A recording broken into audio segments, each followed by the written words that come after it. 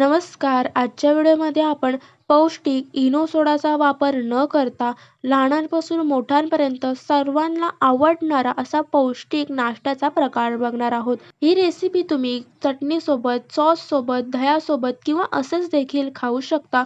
चवीला अप्रतिम लागतं. लहानांपासून मोठ्यांपर्यंत सर्वांना आवडणारा, फक्त नाश्त्यासाठीच नाही तर मुलांना टिफिनसाठी किंवा रात्रीचा स्वयंपाक करायला कंटाळा आला तरी सुद्धा तुम्ही करू शकता.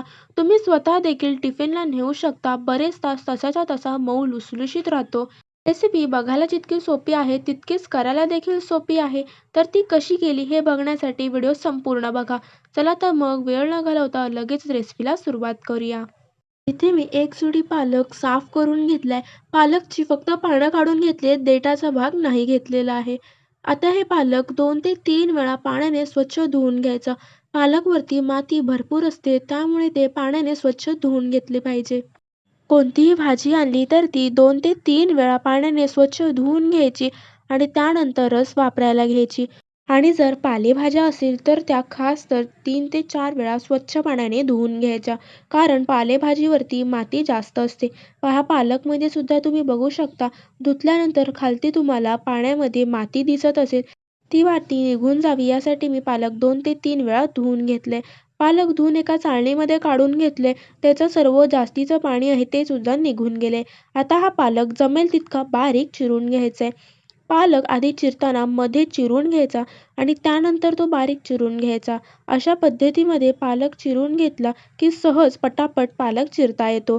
पालक लांबट असा चिरून झाला की पुन्हा मधून तो सुरीने चिरून घ्यायचा, म्हणजे आणखी बारीक पालक चिरला जातो. या रेसिपीसाठी पालक अगदी बारीक चिरून हवा आहे. येथे मी याच पद्धतीमध्ये सर्व पालक चिरून घेते. अशाच पद्धतीमध्ये सर्व पालक चिरून झाला की एका बाउलमध्ये 1 कप गव्हाचं पीठ घ्यायचंय.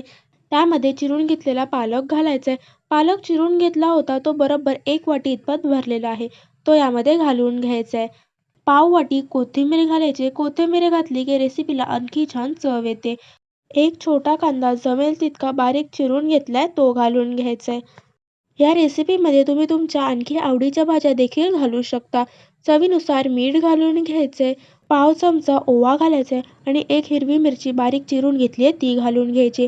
जर अगदी लहान मुलं खाणार असतील तर मिरची तुम्ही कमी करू शकता. ओवा हा पचनास देखील चांगला असतो आणि रेसिपीला देखील अगदी अप्रतिम चव येते. आता हे सर्व जिन्नस एकत्र एकजीव करून घ्यायचे आणि थोडं थोडं पाणी घालून त्याचे एक बॅटर तयार करायचे. भरपूर सारं पाणी एकाच वेळेस नाही घालायचं, नाहीतर त्याच्या गुठळ्या होतात आणि गव्हाच्या पिठाच्या गुठळ्या मोडायला खूपच वेळ लागतो. इथे मी थोडं थोडं पाणी घालून बॅटर तयार करून घेतलंय. या कन्सिस्टन्सीवरती आपल्याला आपलं बॅटर हवं आहे. ह्यापेक्षा जास्त पातळ नसावं आणि जास्त घट्टही नसावं. एका डोसा पॅनला तेल लावून घ्यायचे आणि त्यानंतर त्यावरती बॅटर घालून घ्यायचे. हा गव्हाच्या पिठाचा चिला जास्त पातळ पसरवून नाही घालायचा, नाहीतर तो फाटू शकतो. त्यामुळे थोडा जाडसर तसा तो घालून घ्यायचा आहे. ही रेसिपी करताना गॅसची फ्लेम संपूर्णपणे मध्यमच ठेवायची. एका बाजूने कोरडा झाला की तेल लावून घ्यायचं आणि दुसऱ्या बाजूने शेकवून घ्यायचं आहे. शेकवत असताना कड्या दाबत दाबत छान सर्व बाजूने एकसारख्या रंगावरती हा चिला शेकवून घ्यायचा आहे.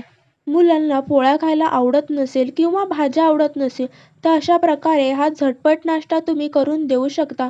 फक्त नाश्त्यातच नाही तर टिफिनला किंवा रात्रीचा स्वयंपाक करायला कंटाळा असेल तर त्यावेळेस देखील झटपट असे तुम्ही हे गव्हाच्या पिठाचे चिला करू शकता. यामध्ये आणखी तुम्ही तुमच्या आवडीच्या भाज्या घालू शकता.